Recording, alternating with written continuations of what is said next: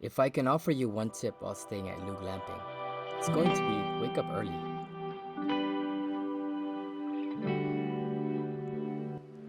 So we're at Kega Beach and we're staying at a place called Lug Lamping. And it's still very much local. You basically see more locals than you do tourists, and the beach are cleaner than most beaches in Vietnam, but it's still rather filled with trash. And I mean, it's not really a tourist spot, I don't think. It's not on the main backpacker hub. And there are actually more dogs in the place we're staying at than there are guests. So that tells you a lot.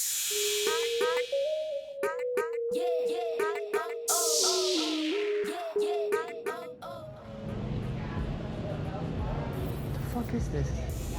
There's nobody here. Ah. Yeah.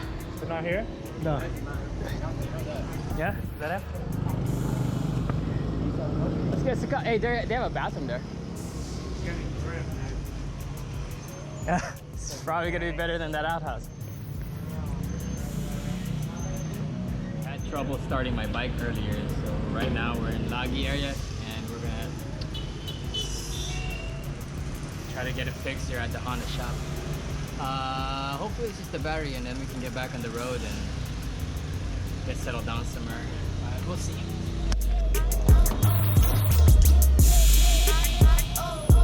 We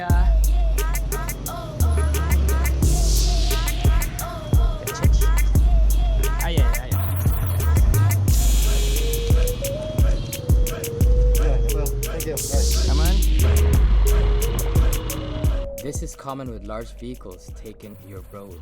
Be prepared, try not to die. Look at that.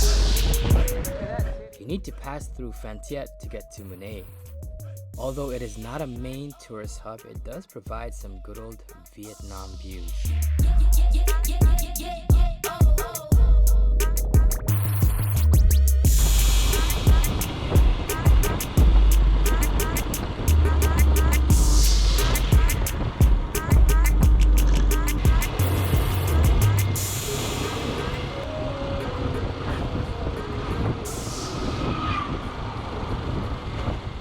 Few recommendations for food.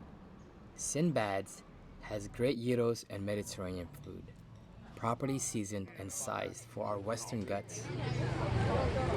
Another one. Eat your fucking salad first. This is actually really good, huh? Quite good. There you go.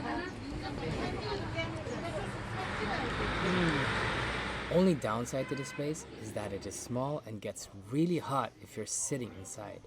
So I suggest you sit outside. Ganesh Muine will blow your mind if you are looking for Indian food. What's that football? How is it? Cocoa Bowls provides a healthy alternative for breakfast or lunch or dinner or a snack. Yeah. Dragon fruit. Dragon fruit? Yeah. You got the cocoa ball, huh? Yeah. Okay? Yeah. Oh, this is good.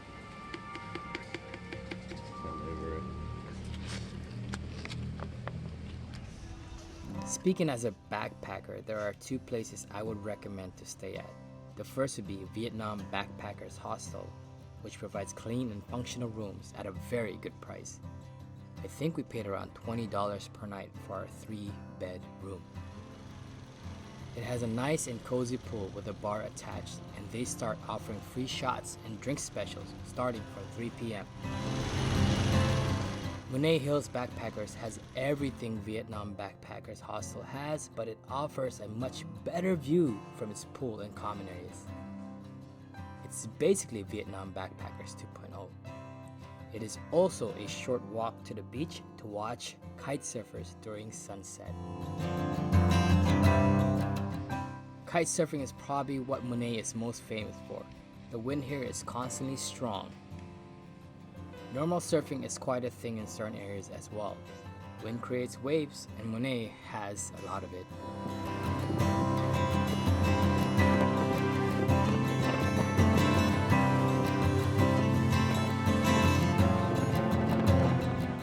Muine Fishing Village provides you an awesome view of the bay and its fleet of fishing vessels. This is a great Instagram spot, by the way.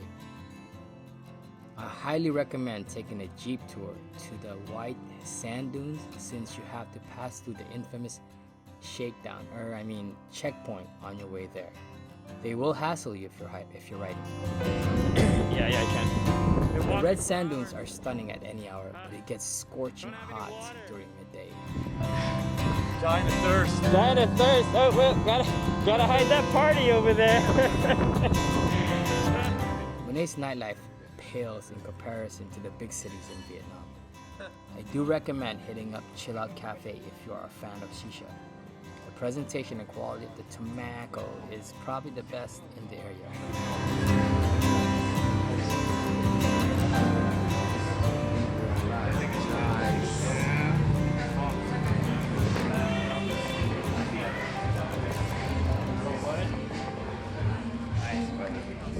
Plastic straw, plastic cup. Oh, on a plastic cup. This is not plastic. Plastic tables! Plastic! Muine is a very photogenic little town. Ride around and you will find amazing spots to use your camera.